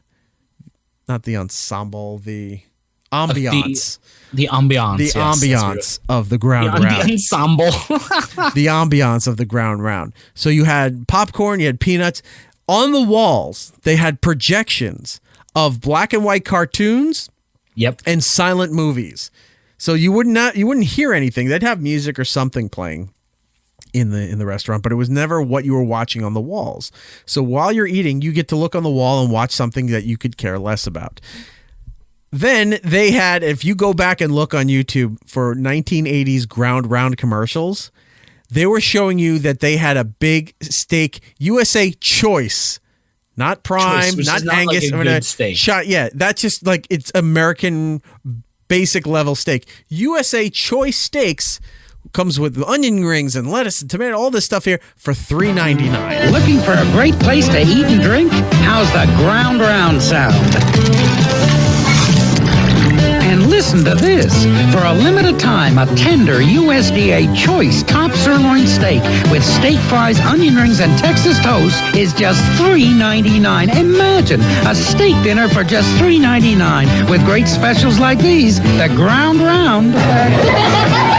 Sounds good to anyone. Yep. Yeah. 80s, my friend. 80s. So this if you were a kid, you had to pay your weight. That was another thing, too. The food was not the best. No, it's not good food at all. If you were bringing your kid... It's like IHOP food. If you were bringing your kid, it started off as kids pay what they weigh on Wednesdays. So you bring your kid if they're under a certain age and you put them up on the scale, which is humiliating because they had to weigh the kids at the register. There was that big industrial scale there, right? Yep. My parents were just like, you're making the food more expensive. Do not go on the scale. It's torturous to a child when you have to weigh them in front of everybody just so that they could pay 85 cents for the meal. You could save, a penny a pound. Round, round for a meal tonight. You better bring your appetite. At the Ground Brown. Now through December 30th, kids pay what they weigh, just a penny a pound. You can bring your friends, you can bring your folks in for a bite. But whatever you do, you better bring your appetite to the new Ground Round. So it was penny a pound on Wednesdays. Then, towards the end of it, it was kids pay what they weigh, just a penny a pound every day. Because I remember the radio ads for it. So you bring your kids, again, under a certain age, you pop them up there. It's like, you're paying $1.50. Kid's 4. You know? Yeah. It's like, what? Still $1.50, better than paying full price for a kid's meal. You get to humiliate them while wearing a scale. Oh, it's awful. Another aspect of this, at the time, for some reason, at least in our area where we were growing up, was a popular kids' birthday spot. Always. At the Ground Round. Why. And they had the big circular booths that you see in like 1940s LA noir detective movies or something that takes place at a club or a lounge. Those big leather circular tables where you have to go in and slide all the way around the table. They had those in the back, and that's where they had the kids' parties. So you got, a dozen kids that are on 2 gigantic, huge tables, and that's where they're eating, which was not comfortable. But I posted that, and a lot of people wrote to me saying that, oh my God, I went to a kid's party there. Or, oh my God, I had my party there. Yeah, I remember having a birthday party there. You had one there. I've been to a few, but I never had one there. Yeah, I think I had one there. Like, we went and had the food. I remember. I was pretty young. So it was either that or the bowling alley every time, you know what I mean? The bowling alley parties were fun. But yeah, Ground Round was a place where kids went to have their birthday parties all the time. But the Ground Round as we knew it is long gone because it was sold in the 90s, then it was sold to another company. Like it's changed hands I think 3 times. It looks like an IHOP or an Applebee's now. Yeah, it's not the same thing, not the same experience. The fact that it was green and yellow, it was dank on the inside, and they encouraged you to throw popcorn and peanuts on the floor. It was great. Yeah. It was great about how bad the food. It was a horrible place that you remember fondly. Yeah. I loved it. I just remember all the shitty decor, and it was just an awful place, and I like awful things. But there is one in Brookhaven. I just looked on the website, so we can go. On Long Island there? Yes. But it's probably not going to look anything. Imagine it was still a really old Ground Round that just happened to. You want to go? We should go. Let's look up photos first. If it's one of those things that time forgot, then yes, we'll definitely go. Yes, then we'll go. We'll definitely go. I want my $3.99 choice USDA steak platter, please. Oh no. And it's all steaks from 1984. But yeah, Stranger Things in the mall. Ships Ahoy was, I don't know, because I'm seeing photos Was that a real thing? That's what I was about to ask. Is it a real thing, or is it just something that Baskin Robbins developed as a promotional thing for the movie? Because Ships Ahoy is always, the advertisements for it is always tied in with Baskin Robbins. And then I saw our pal Bill Oakley from one of the writers from The Simpsons does a lot of fast food reviews, and he was standing outside a drive-through for Scoops Ahoy. Oh, Scoops Ahoy, yes. What did I say? Ships Ahoy? Yeah. Yeah, Scoops Ahoy. I'm looking it up. Yeah, I mean, it's... Oh, no, that's... It's all just theme stuff. So it's like if I type it in, it's just... Yeah, it's all stuff that was made for the show. Okay, so all right, like pop-ups. So Baskin Robbins Baskin Robbins is behind it, but it's specifically made that for the show. Okay, yes, for the show. Yes, that's in there. Somebody said they saw a Walden's Books, which I don't recall. There was a Walden Books. I saw that. You did? Okay, I don't know. Walden's is defunct, right? Yeah, they're gone. Sam Goody. They walked past the Sam Goody a few times, and I laughed at that because reminiscing about Sam Goody, that there was all this weird, cool stuff in there. But it was so overly priced that you never bought anything really from Sam Goody. Because you'd go in there and it's like, oh, I want to get this CD. And it was always like $18 to $21 for the CD. And this is when the CD came with the extra packaging. It wasn't just the CD and shrink wrap. It had the big, the cardboard container that it was in. So it would stand tall. And the CD's up here and the rest of it was just empty space. Yeah. It was that packaging so you couldn't steal it. Right. Yeah, I remember Sam Goody. I never went to any of those stores. It was just so expensive. Yeah, that what was the one Matt worked at? Suncoast Video was another one. Suncoast Video was the other. But that wasn't in Stranger Things. No, but Sam Goody was there. Jazzercise, that was there. And then I think they built enough slots in that mall, hoping that they could either get license approval for defunct properties from the 80s, or hoping that more companies would come in and integrate their product with the show. But they didn't, Yeah. so they made up a few things. There was like hot dog on a stick, and Yeah, the hot dog on a stick was just a corn dog. Yeah, but I'm saying there was generic names for stores that weren't nostalgic or tied in. I think they built some stuff in there to try to get it, and maybe they didn't get it. There was Orange Julius. Orange Julius, I think, still exists, but it's part of Dairy Queen or something when you see it in the malls. Yeah, but it was there. Yeah. Anyway, but so apparently the mall from Stranger Things was a real mall in Georgia. It was probably an old mall that went out of business, and they just they rebuilt it, they gutted it, and then they destroyed it at the end. Yeah. So anyway, the mall was really good, and pretty much the mall was one of the major stars of this season. Yep. Other than that, if you want to get to the human story, it was kind of split into two stories running simultaneously at the same time. It's kind of like three stories, to be honest. What was the third one? Well, because there was the Hopper and Nancy story, or what the fucking mom's name is. I always forget. Right. It was their story, and then it was Dustin and Steve and their Robin, story. Yeah. What? I said Dustin, Steve, and Robin. Yeah, that story. And then there was the other story with the other kids who were just basically just doing nostalgia shit the whole time until they had to like do something real. I got to tell you, this time around, my hatred of Will hit new levels. See, like I saw you posting about that, but like he really didn't bother me that much this season. He didn't do anything, and like it didn't bother me. Like all he did was just touch his neck every once in a while and be like, "Oh no, it's near." Like that's all he did. The mom's name's Joyce, by the way. Joyce, that's right. Will was such a big deal. He was a focal point of season 1, right? So as they were going to rescue Will, he was abducted. He was brought to the Upside Down, and it was all about getting Will back home and in one piece. Then season 2, Will was still struggling with being outside of the Upside Down, and he was toggling back and forth between the things, but he was just useless at that point. Like he was just a plot device that they built everything around, and he did nothing. Season 3, he was just there. He was a whiny bitch, and he kept doing, his whole thing was this: can we finally play D&D? Like that was the whole thing he kept trying to do. Or he would do this slow, dramatic touching to the back of his neck, like that. Yeah, when it was close. I think he's here. You know what that symbolizes. Maybe the first time in the movie you didn't know what the fuck was going on, but after time was going on, he kept doing that slow, dramatic buildup. If you're next tingling, oh shit, he's here. Just jump to it. There was a lot of that stuff where they were constantly over-explaining things or letting things build. They were over-explaining everything this season. And to put it out there, I actually liked season 3 a lot better than season 2. So like a lot of my nitpicking was just kind of stupid things I did not like.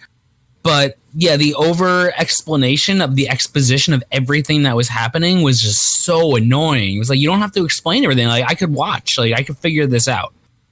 Yeah, it's he was just useless. Like he was the thing where, all right, here's Will. Story's going to build all around him. Everything else is going. Will just has to sit there and be Will. But if you think about it, like all those kids in that group were all useless this season. It wasn't just Will. Like, what did Mad Max do? All she had to do was be like, "Oh no, that's my brother. He's kind of weird." And then it was 11, and she goes, "Me shoe like clothes shirt now." And they're like, "Okay, that's 11." And then everyone else is just like, "Oh, what do we do, girls?" Like, no one in that group did anything this season. Yeah, Mike kind of annoyed me. Mike turned into, one, he's very awkward looking, but two, Mike turned into being useless as well. Because everyone was useless. Lucas was useless. Everyone. But Lucas was never really prominent in any of them, other than him just being the good part of the ensemble, right? He never really had a proper function. Will had a function. Will had a function to begin with. Mike had a function to begin with, and they shit the bed. Come season 3, there was no point in them being there or doing anything anymore. Their dialogue, they didn't move the story along. They were just there. Like Will was just there to show, oh, my neck's tingling, the thing's coming into the mall, and then let everybody else throw fireworks at him. Yeah, like I was really annoyed that like I don't understand why 11 was speaking like a caveman the entire show, and like it was really driving me nuts because I was watching it with a friend of mine. We're like, did she get brain damage or something? Like I remember her speaking more in like the last season than she was in this one. And like she was able to form sentences, and it just like it was really awkward what was happening with 11. I didn't really like that. I mean, and the rest of the season was them just sitting around 11 while she was going into her spirit world thing to like find people. Right. I don't know. Well, like that whole side story, their whole story, I didn't really like. Well, her 11's point of being used to kind of like a beacon, if you will, to channel through that netherworld to connect to the other, I guess, to the mind flare. Yeah. Was an interesting addition to the story, and needed to be so. So she played more of a connection role rather than being the big badass hero of the whole thing. She was very weak and vulnerable for a lot of it, and like mentally vulnerable. She had her physical powers to a point, and then she lost them for a little bit towards the end of the season. But she was mostly there just to communicate and move the story along. Yeah. And then it wasn't really about her anymore. What's her name? What's Max's brother's name? The one that got possessed. Billy. So when Billy got possessed, it was kind of cool. Like he fit the part in the story for moving everything along and recruiting. I liked that whole like body snatcher type aspect. Yeah, I did of too. The season. I liked that. I thought it brought more of the horror into the show. Yeah, because it was getting a little too cartoony at some point. So bringing back the darker, grittier 80s kind of horror into that was nice to see. The other side story with Dustin, with Steve, with Robin, where they found that there was this whole center under the mall that the Russians built to try to do that experiment again to open the door to the Upside Down. Yeah. I was more enjoying that and the addition of the Erica character. I was more enjoying that than everything else that was going on, other than Billy recruiting, which was kind of fun, but that wasn't happening as often through all those episodes. So watching the Dustin Steve Robin storyline was the most enjoyable part. Yeah, I liked their whole storyline the whole time. I just liked how it was just goofy and fun, but also kind of serious. And you're like, well, what is happening down here? Like, what is this location? And they still kind of, even with the end, don't really explain what they were doing, to be honest. But I did like their storyline the best. It was interesting too, the Robin storyline where you're getting to know her, and then she had that dry erase board making a list of Steve of why he's cool and why he sucks. Yeah. And there was just all these check marks for why he sucks, and there was never anything for why he's cool. Yeah. And then breaking it down where they're trapped at one point, and I think there was the elevator scene where they're saying, do you even remember I sat behind you in this class? And she's going through the whole story about them in high school. And it gives you the obvious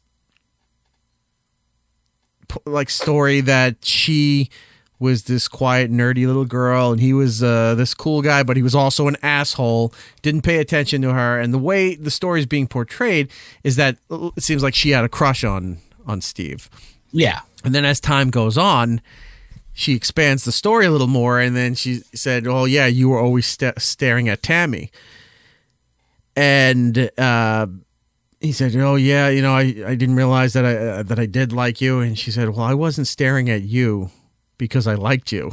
I was staring at you because I hated you because Tammy was looking at you.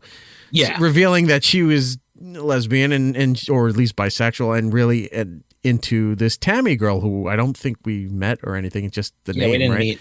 I don't think so, unless we met her briefly at like a party in one of the other seasons. I don't recall her, but yeah, it was revealed, and that's, for the 80s, that wasn't a huge thing at the time at all, especially in the high school level to ever admit that. So but I also felt like that was really obvious. Like I wasn't surprised at all when that came out. Yeah, not at all.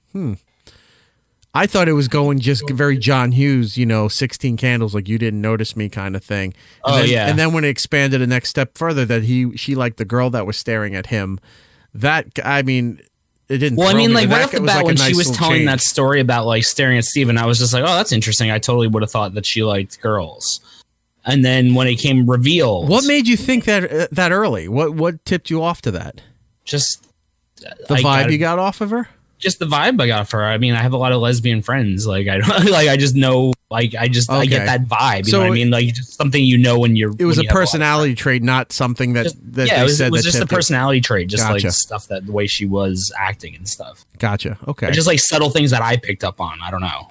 Wasn't explicit. So the whole Russian story, to make a quick synopsis of that, is that it goes back before the Hawkins, Indiana incident with opening the Upside Down, that they had some word, or they figured out something to do with the Upside Down, and where they were stationed in Russia, they were trying to open. They had this kind of like energy source, a laser, if you will, that in this underground facility in Russia, that they were trying to open up the gateway to this alternate universe, and they have had tried and many times and had many failures.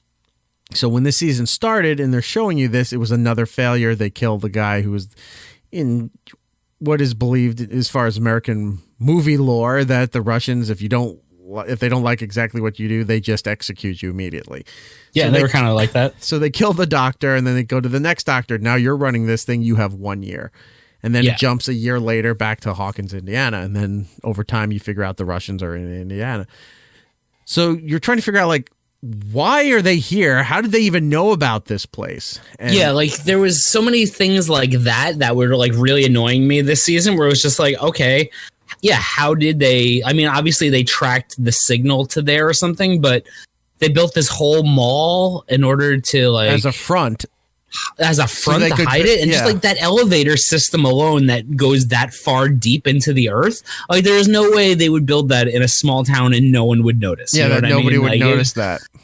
Like that, I think that was my hardest thing to cope with this season, was just how much suspension of disbelief I have to have about what was happening with all the people who were becoming possessed by this beings, people just disappearing, people dying, and like no one cared. Like there was never like, oh, let's see a news report about people disappearing. Let's see this. There was nothing. And I understand that, like, yeah, like they worked for the news, the Nancy and the other brother, but there was still nothing on the news. The head of the news died. Like it just seemed weird that there was just things that weren't talked about that should have been obvious. Right. So there was a lot of questions as to why the Russians are in Indiana. Now, the one doctor they did talk to, saying throughout this was a little part of the story where they're talking to him about why Indiana, and he said because they got word that it had been opened here, and that it was easier to reopen this than try to penetrate through a solid wall where they can penetrate through, like if you put putty on your wall and because you had a hole in the wall and you repainted, that's obviously you're going to be your weakest point. So they're going to try here to punch through in this area to try to get the door open.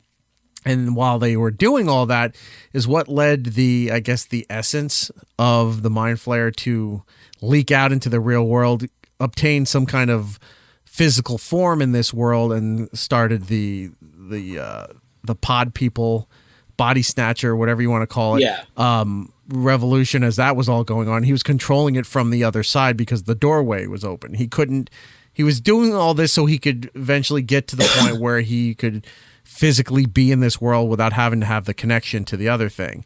And pretty much in true form, well, they would take over the world basically. And in true form, by the end of the season, that gets foiled. Now, them explaining that Indiana, they got word, and it was just easier to do it here than anywhere else in the world. There's a credit scene at the end of the last episode, in the middle of the credits, and it's in Russia. and they're going to test out something, and like get a prisoner, and he goes over to one of the guards goes over to this door. The other guard goes, no, not the American, this one. Goes and pulls out some kind of Russian refugee, fugitive, whatever he is, right? Prisoner. Russian prisoner. Grabs him, throws him into a cage. They open something up, and a demidog comes out. So obviously at this point, the Russians have opened the door, and some creatures came out, but they managed to maintain them, right? Because it was a government thing doing it, not just scientists and kids, stumbling across it. What you don't know is who that American is in the prison. Now, see, I didn't take that. I took that as like they were making creatures somehow. That they made a demidog? Like, didn't it look weird to you the way the demidog like came out and then stood upright like a human being and looked like it was kind of evolving and having a face like a human, as in they're starting to blend in with people? Well, isn't that what the Demigorgon was? Yeah, but this was like more human-like than the Demigorgon was season 1, is what I was getting. At least to me, that's what it looked like. Or could it, when it was coming out before the mouth opened up, like it almost looked like there was 2 eyes, like a face there. Could it be that it was a demidog and they've been feeding humans to this thing and it's absorbing that, and that's how it's growing into? That's what I'm saying. Like, I don't know, but I think there's some sort of evolution that's happening at the end. That's how I read it. I didn't read it as they got the portal open. I got it as like, maybe they opened it a little bit, but they've been doing experiments and these things are starting to evolve now. Gotcha. Well, either way, they had to get it from the other side. So that they obviously got it from the other side somehow. So the American, you don't know who this is. And also I want to note at the last episode when the laser gets destroyed and explosions happen, a lot of the scientists die. In this show, it has been a rule that if you don't see a body, it doesn't mean they're dead. And at certain times too, when a certain character is not there, they play a version of David Bowie's Heroes, whether it's his version or it's a cover version. They ended the season with Peter Gabriel's version when the buyers are moving away with 11. But in that explosion, Hopper was right there. Now, you didn't see him get struck with lightning. You didn't see anything happen to him, but he wasn't there. His body was gone. You don't see what happened to him. So it leads to one of two things. Now, one, the main fan theory that was going around is that he's this the American that's being held in Russia. I don't think that's the case. I think it's more that he might have been sucked into the Upside Down, because how the hell would he get over to Russia and nobody fucking knew about it, right? So that I think he's in the Upside Down. The American that's in the prison, I think, is Matthew Modine's character, Dr. Martin Brenner. 11's doctor or whatever? Dr. Martin Brenner. Now, in the first season, they mentioned that he had dealings with the Russians. So it made sense that all this was going on, and how did the Russians find out about it in Indiana? Because they were dealing with Dr. Brenner. Gotcha. And then when you saw him in the second episode where they were 11 and the other experimental kids were chasing him down, they found him, and she found him. She didn't kill him. Yeah, she didn't. So he could have ran off something, and the Russians probably picked up on him, like that the bounty hunter or the thug that was hired that Hopper was constantly fighting with throughout the season. Oh, the Terminator. The Terminator the most guy, obvious right? Terminator reference without having to say he was the Terminator. Like, Jesus. So maybe that Terminator looking guy got the doctor and shipped him to Russia to work on something, right? So I think Dr. Brenner might be the American prisoner that they're not talking about. Hopper, I think, is in the Upside Down, which leads into season 4. Now, I feel like Hopper in the Upside Down would make sense. I think he got sucked in, or he ran in. If he's not dead, then I imagine that he maybe like jumped through or got sucked in, because the other people who were in that room all got vaporized. You saw them though. You saw them get hit with the electrical lightning. You saw them get hit, but did they get vaporized, or did they just turn into like that mist, like the way Billy turned into that mist in the dream world? You know what I mean? And they just got sucked into the Upside Down or something. I don't know. Because when Billy's in the Upside Down, there's other people in there with him. Remember? Like, they're like the shadowy type people who are like standing there. You don't really see their faces, but it had a very Us feel to it, like the movie Us. Yeah, I see what you're saying, but we don't know. Like, we don't know. Speculation. So it could be any of these things, or it could be the obvious, which is he's just dead. and Now, that could be it too. The last thing I want to talk about is after the buyers move away, and you had the credit scene was later. Right at the very end, they show a 1980s style news entertainment magazine expose style thing, like a hard copy, if you will, or a current affair. This is what's happening with your neighborhood kids. Right. Talking about Hawkins, Indiana. Yeah. It's hell. They're saying, oh, this is going on, and then the mall, and then these things, and like it's all, sensationalism. And then they're talking about people now discovering Hawkins, and people are going to come to Hawkins to investigate all of this stuff. How did the government not know? Or why aren't they telling us? That kind of thing. Yeah. And they're going through somebody's room, and they're picking up stuff. And they start saying that, is this a satanic thing or a religious whatever? And they pick up a graphic novel book, and it's called Satanic Panic. Yes. So I didn't know what the hell that was. So I looked it up. Satanic Panic was a movement in the late 80s into the very beginning of the 90s where a lot of religious groups gained a lot of political power and, almost legal power, where they were determining everything to be some sort of satanic involvement.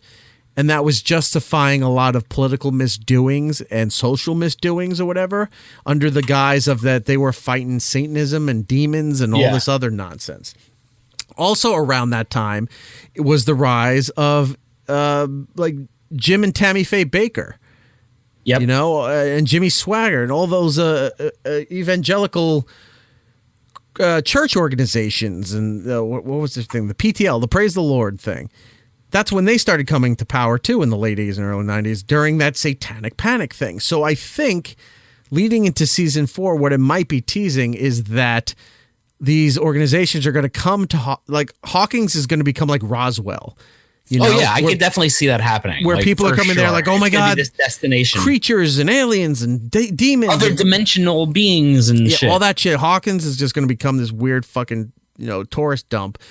And I guess the Satanic Panic might mean that you'll start seeing the religious organizations working into the story for season 4 that they're thinking they're exorcising demons and so do you think we get a cult aspect in season 4? I think that ties into whatever season 4. I don't think it's the main story about who are we wouldn't know, but I definitely think it's going to have some kind of weird religious presence in there.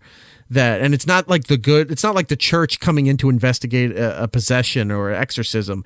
It's those other religious nuts that are, the pay to play kind of things that come in there and try to sensationalize everything that's going on here to raise money for their parishes so they can get the churches and the jets and all that nonsense.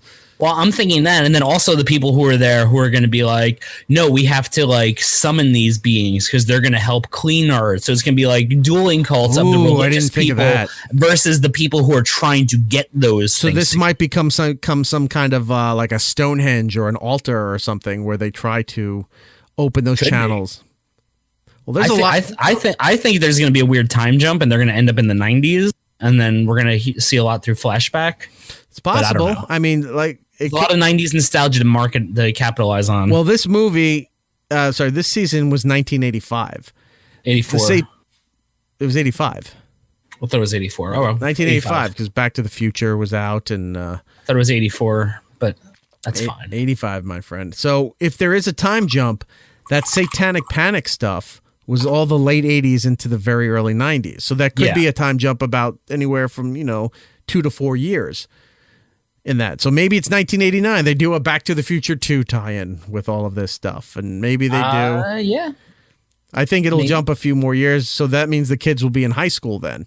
That's what I was thinking, either high school or like a college thing and they come back. You know what I mean? Or something. I don't know.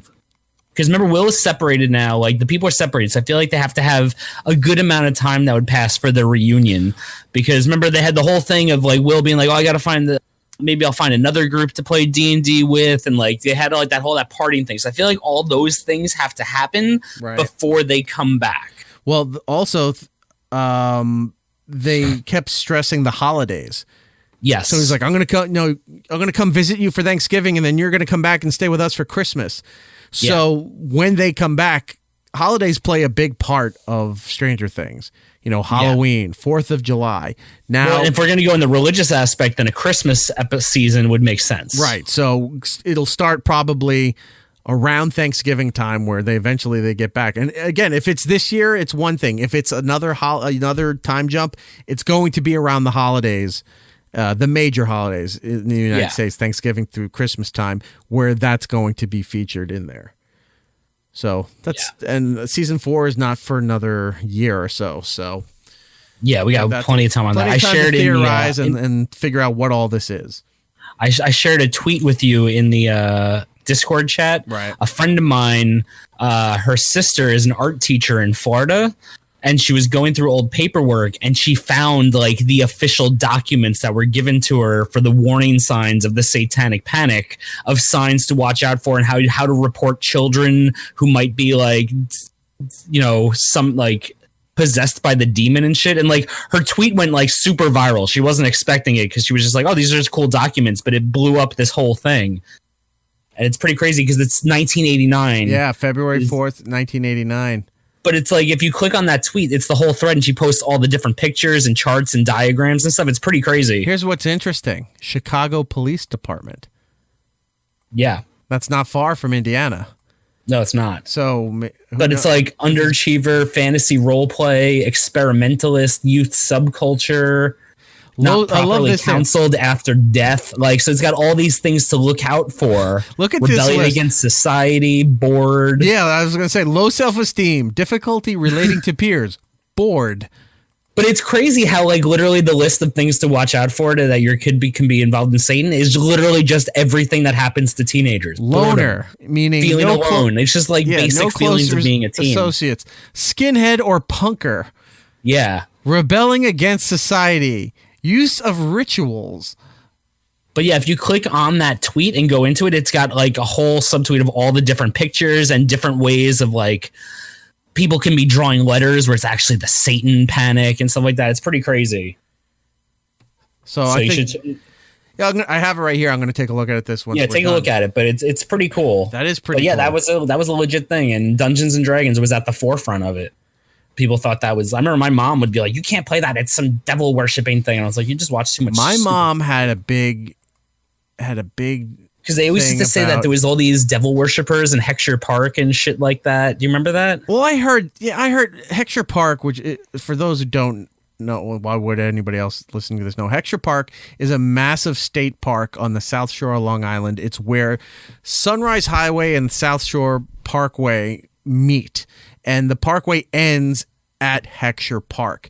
And Heckscher Park has stories that circulate around them. One was the Satanism things that you were talking about. The other was that there was a Klan rally there at some point. Yep. If you go deep into the moorings area or the woods over there, that you could still see robes and ropes and stuff hanging around. Yeah, all that shit. I've never seen any photos or any of that shit. Growing up near there all our lives, you always heard the stories, but you never saw a damn thing.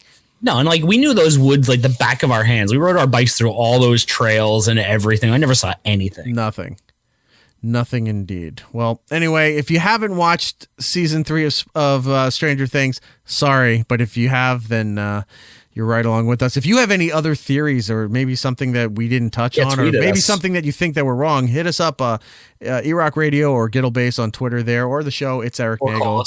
Or call us on 651-SMITHERS. That's 651-764-8437. Leave us a voicemail. We'll use it on the next show to discuss this matter.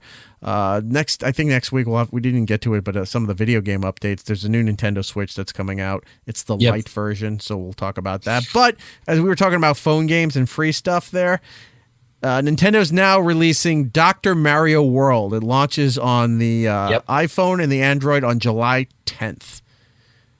Which is past the time that you're listening to this. But July 10th, it's out right now. You're already playing it instead of listening to this. Dr. Mario World. I love Dr. Mario. It was their take on Tetris. It was a lot of fun, so I'm going to have to go download that and see how much fun it actually is. Giddles, I officially have to say, I dump your ass. What?